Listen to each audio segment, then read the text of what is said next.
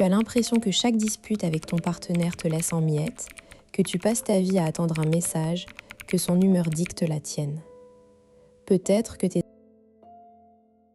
amis te disent que tu es trop collante, que tu devrais prendre du recul, mais au fond, tu ne sais pas comment faire. Tu as peur que si tu lâches un peu, tout s'effondre. Cette angoisse, cette dépendance émotionnelle, elle te ronge.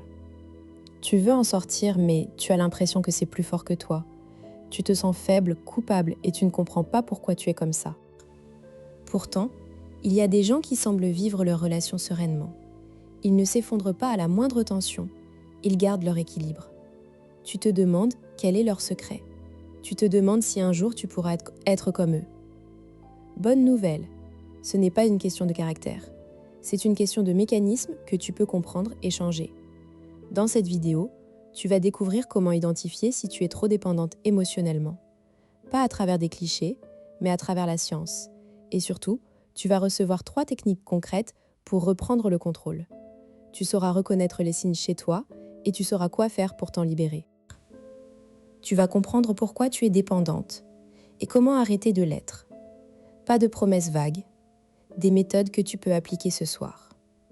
L'idée reçue la plus répandue, c'est que la dépendance affective est un manque d'amour-propre. On te dit « apprenez à vous aimer », mais ce n'est pas si simple. Des études en psychologie sociale montrent que l'hyperdépendance est souvent le résultat d'un style d'attachement insécurisé formé dans l'enfance. La théorie de l'attachement de Bowlby explique que nos premiers liens avec nos parents créent un modèle de relation qui se répète à l'âge adulte. Si tu as grandi avec des parents imprévisibles ou qui t'ont donné de l'affection de manière conditionnelle, tu as appris à être hyper vigilante. Tu as appris que pour obtenir de l'amour, tu devais t'accrocher, te conformer, ne pas faire de vagues. Ce n'est pas de ta faute. C'est une stratégie de survie émotionnelle, mais aujourd'hui, elle te dessert. On te dit aussi, il suffit de prendre confiance en toi. Mais la confiance ne se décrète pas. Quand ton système nerveux a été programmé pour détecter le moindre risque d'abandon, tu ne peux pas simplement décider d'être cool. Il faut d'abord comprendre le mécanisme, puis le reprogrammer. Le cœur de la dépendance émotionnelle, c'est l'activation du système d'attachement. Quand tu sens une menace sur la relation, ton cerveau entre en mode survie. Il active les mêmes circuits que ceux de la faim ou de la douleur. Tu deviens obsédé, tu ne penses plus qu'à lui. Tu es prête à tout pour rétablir le lien. C'est biologique, mais tu peux apprendre à ne pas laisser ce système prendre le contrôle. La dépendance n'est pas un choix, c'est un schéma, et les schémas peuvent être modifiés. L'astuce, c'est de ne pas essayer de supprimer le besoin, mais de l'orienter vers toi-même. Le besoin d'attachement est sain. Le problème, c'est quand tu le projettes uniquement sur l'autre. Prenons un cas concret. Marie, 29 ans, infirmière à Lyon. Elle est en couple avec Julien depuis 2 ans. Julien est commercial, souvent en déplacement. Quand il part, Marie angoisse. Elle lui envoie des messages toutes les heures. S'il ne répond pas vite, elle imagine le pire. Il la trompe, il va la quitter. Elle ne dort plus. Au travail, elle est distraite. Ses collègues remarquent qu'elle est ailleurs. Un soir, Julien rentre tard d'un dîner avec des clients. Marie l'attend, assise dans le noir. Elle pleure. Il entre, surpris. Elle lui dit « Tu m'as fait peur, pourquoi tu ne répondais pas ?» Il répond « J'étais en réunion, je t'ai dit. » Elle insiste « Tu aurais pu prévenir. » La dispute éclate. Marie se sent rejetée, Julien se sent étouffé. Ce scénario, il le rejoue toutes les semaines. Marie ne comprend pas pourquoi elle réagit si fort. Elle est intelligente, compétente, aimée de ses patients. Mais dans sa vie amoureuse, elle devient une autre personne. Elle a peur de l'abandon. En discutant avec une amie psychologue, elle découvre la théorie de l'attachement. Elle réalise que sa mère était dépressive, souvent absente émotionnellement. Marie a dû s'adapter, devenir parfaite pour attirer l'attention, ne pas déranger. Aujourd'hui, elle reproduit ça avec Julien. Elle le surveille, elle s'oublie. Mais prendre conscience du schéma, c'est la première étape. Maintenant, que faire concrètement ? Pour savoir si tu es trop dépendante, observe 3 signes. Primo, ta journée est systématiquement affectée par l'humeur ou le comportement de ton partenaire. Si lui est de mauvaise humeur, toi aussi. Secundo, Tu passes plus de temps à penser à lui qu'à toi-même. Tes projets, tes passions, tes amis passent au second plan. Tertio, tu as peur de dire ce que tu penses vraiment, de peur de le perdre. Commence par tenir un journal pendant une semaine. Note chaque fois que tu ressens de l'angoisse par rapport à la relation. Qu'est-ce qui a déclenché? Qu'as-tu fait? Plus tard, tu verras des schémas émerger. Ce simple fait de noter te donne déjà un recul. Si tu ne identifies pas ces signes, tu risques de t'épuiser à courir après quelqu'un qui s'éloigne. La dépendance émotionnelle abîme les relations à long terme. Plus tu t'accroches, plus l'autre se sent piégé et s'éloigne.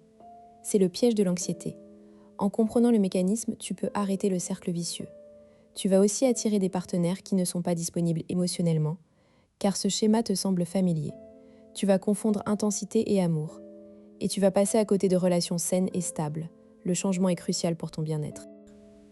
Technique numéro 1, le délai de réponse. Tu as besoin de réponses immédiates. Tu angoisses si on ne te répond pas en 5 minutes. Voici l'exercice. Tu prends un minuteur. Dès que tu as envie d'envoyer un message, tu attends 5 minutes. Au bout de 5 minutes, si l'envie est toujours là, tu envoies. Mais souvent, l'envie sera passée. Tu réalises que l'urgence était dans ta tête. Prolonge progressivement le délai. 10 minutes, 30 minutes, 1 heure. Tu reprends le contrôle. Technique numéro 2, le projet personnel. Identifie une activité qui te fait vibrer et qui n'a rien à voir avec la relation. Pas une activité que tu fais parfois, mais un vrai projet avec un objectif. Par exemple, Marie s'est inscrite à un cours de poterie le jeudi soir. Ce créneau est sacré. Elle n'annule pas pour Julien. Elle a commencé à créer des pièces et ça l'occupe mentalement. Le fait d'avoir un projet personnel crée une identité séparée. Tu n'es plus la femme de Julie, mais Marie, la potière et infirmière. Technique numéro 3. Le dialogue interne. Quand tu sens l'angoisse monter, tu te poses 3 questions. Est-ce que je suis en danger immédiat? Non. Est-ce que cette pensée est un fait ou une interprétation? Souvent une interprétation. Si j'agis sous cette angoisse, vais-je améliorer la situation ou l'aggraver? Aggraver. Ensuite, tu te donnes une phrase réconfortante. Je suis en sécurité, je peux gérer. Tu peux même écrire cette phrase sur un post-it et le coller sur ton miroir. Tu te dis peut-être, mais si je ne suis pas dépendante, c'est que je n'aime pas assez? Non, l'amour et la dépendance ne sont pas la même chose. L'amour veut le bien de l'autre, la dépendance veut rassurer son propre manque. Autre objection, mon partenaire n'est pas disponible, c'est pour ça que je suis anxieuse. Peut-être, mais la question est, pourquoi restes-tu avec quelqu'un qui te rend anxieuse? Parfois, la dépendance nous fait choisir des partenaires peu fiables car ça correspond à notre schéma d'enfance. Tu peux aussi penser, j'ai essayé de m'occuper, mais rien ne me passionne. C'est peut-être que tu as passé tant de temps à te consacrer aux autres que tu ne sais plus ce que tu aimes. C'est normal.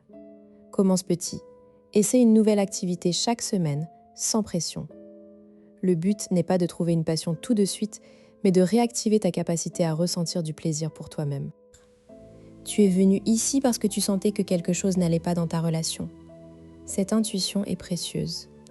Elle te dit que tu es prête à changer. N'attends pas d'être au fond du gouffre pour agir. Commence dès aujourd'hui avec une petite technique. Souviens-toi de Marie. Elle a commencé par noter ses angoisses, puis par attendre 5 minutes avant d'envoyer un message. Aujourd'hui, elle et Julien se disputent moins, elle se sent plus libre. Et paradoxalement, Julien est plus présent, car elle ne le poursuit plus. Abonne-toi à la chaîne pour plus de décodage psychologique. Active la cloche pour ne rien manquer.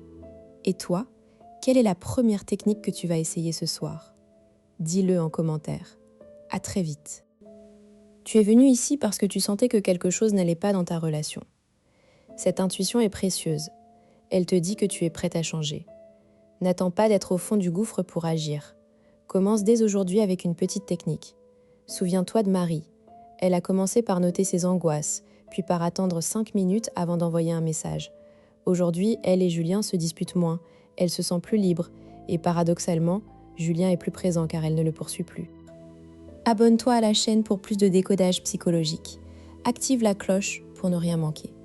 Et toi, quelle est la première technique que tu vas essayer ce soir? Dis-le en commentaire. À très vite.